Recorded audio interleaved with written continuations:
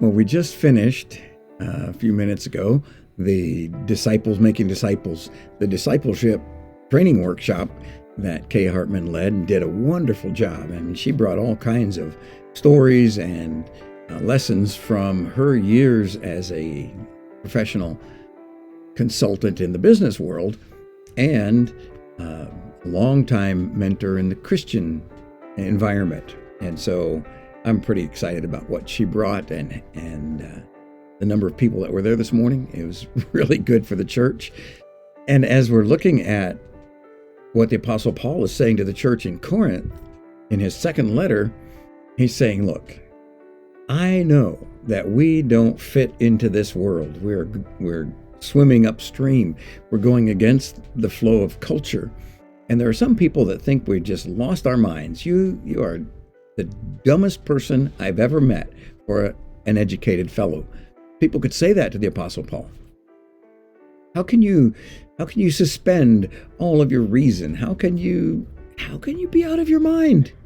You lost your senses. And that's what he says here. If we are out of our mind, as some say, it is for God. If we are in our right mind, it is for you. For Christ's love compels us, because we are convinced that one died for all, and therefore all died. We've all sinned and fallen short of the glory of God. The wages of sin is death. And John 3:17, for God did not send his Son into the world to condemn the world, but he did condemn the world by demonstrating the fact that one could live righteously and a holy life. Jesus demonstrated that. He lived under the law. He was born under the law, that he could redeem those that were under the law. And he was born in the perfect time that he can redeem everyone, those under the law and those without the law of Moses.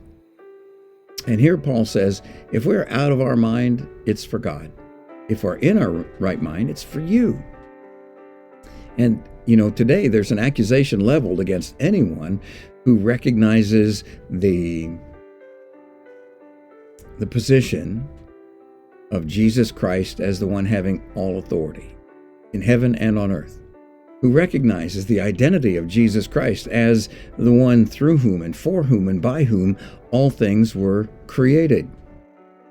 If you reject the evolutionary theory, you're labeled as an idiot.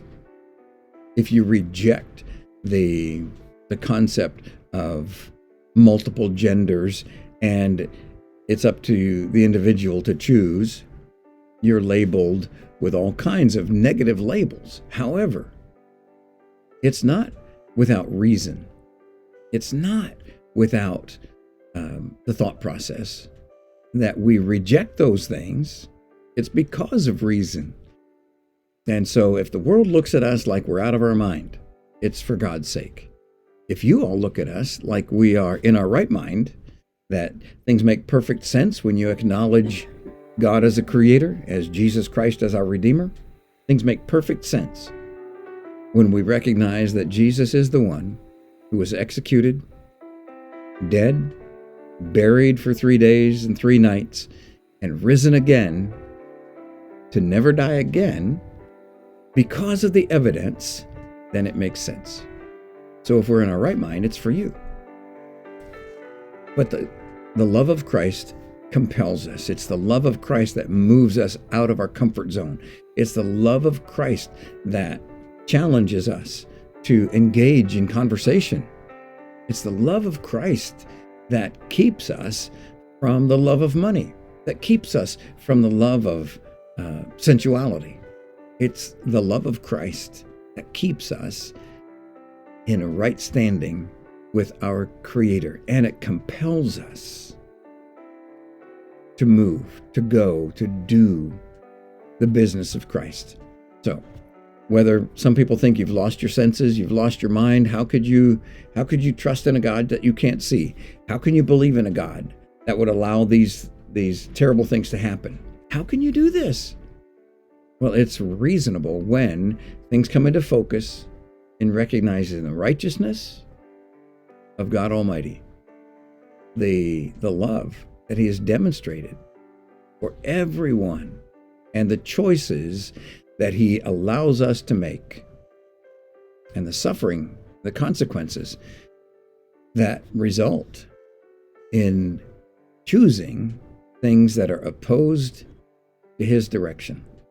So, whether people think you're crazy or not, let the love of Christ compel you to be and to do what he wants. God bless you, because he does love you. And we love you too.